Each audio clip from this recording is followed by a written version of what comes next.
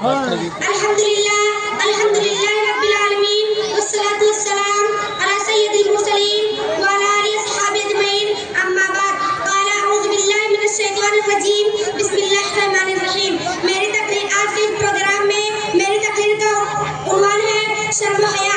शर्म व हया बड़ी अजीम शान खूबी है। शर्म व हया मोमिना का दामन ताहिरा और शरीफ औरतों की सिफत है।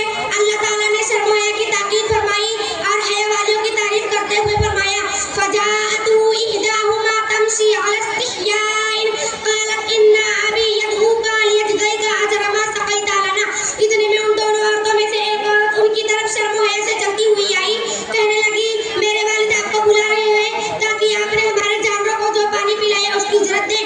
यानी वो शर्म व हया के साथ लोगों से हटकर दूर रहते हुए आई, जबकि उसने अपने चेहरे पर अपने कपड़े या हाथ से पर्दा कर रखा था। बस अगर मुसलमान औरत शर्म व हया वाली ना हो तो वो मोमिनात में से नहीं, क्योंकि जिसमें हया न हो उसका कोई ईमान नहीं होता। जैसा कि रसूल अकरम सल्लल्लाहु अलैहि वसल्लम ने फरमाया अल हयाउ शुअबतुन मिनल ईमान, हया ईमान का एक हिस्सा है। और एक मकाम पर इरशाद फरमाया अल हयाउ मिनल ईमान वल ईमानु फिल जन्नह, हया ईमान से है और ईमान जन्नत में ले जाएगा। हया की 3 सूरतें हैं। नंबर 1 अल्लाह ताला से हया, नंबर 2 लोगों से हया, नंबर 3 मुसलमान औरत खुद अपने आप से हया। नंबर 1 अल्लाह ताला से हया का मतलब यह है कि तुम अपनी जुबान हर बुराई मतलब ग़ीबत, चुगली और झूठ, दूसरी मुसलमान औरतों से मजाक और गंदी अखलाकसूर बातों से महफूज रखो। अल्लाह ताला से शर्म व हया का मतलब यह भी है कि तुम अपनी नजरों को हराम चीज देखने और अपने कान को बेहुदगी और बेहयाई की बातें सुनने से महफूज रखो। और औरतों की ख़ामियों की टोह लगाने से बचो।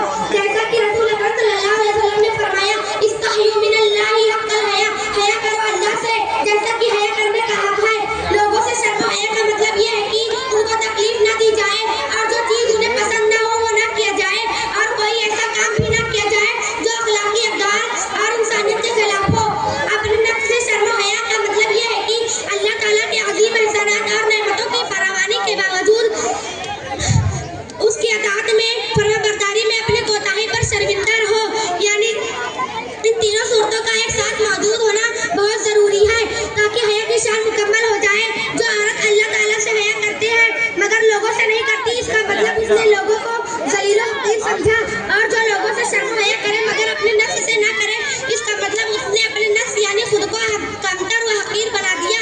लिहाजा बेहतरीन औरत वो है जो हया की सभी सूरतों को अपनाए,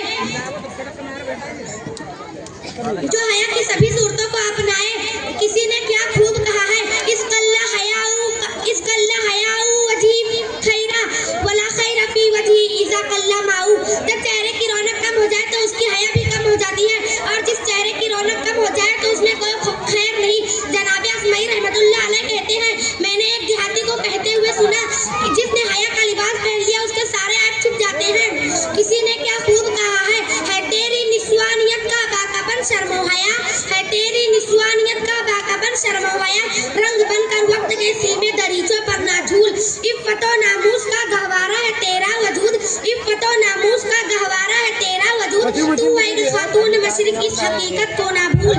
सादगी व इफ़्फ़त व ईज़ार का पैकर है तू, सादगी व इफ़्फ़त व ईज़ार का पैकर है तू, तेरे दामन पर है अनवारे सादत का नज़ूल। अब आखिर में अल्लाह रब्बुल आलमीन से दुआ है कि वो हमें हया की हकीकत व अहमियत समझने और उसे अपनाने की तौफीक बख्शे। आमीन। व आखिर दवाना अल्हम्दुलिल्लाहि रब्बिल आलमीन। अस्सलामु अलैकुम।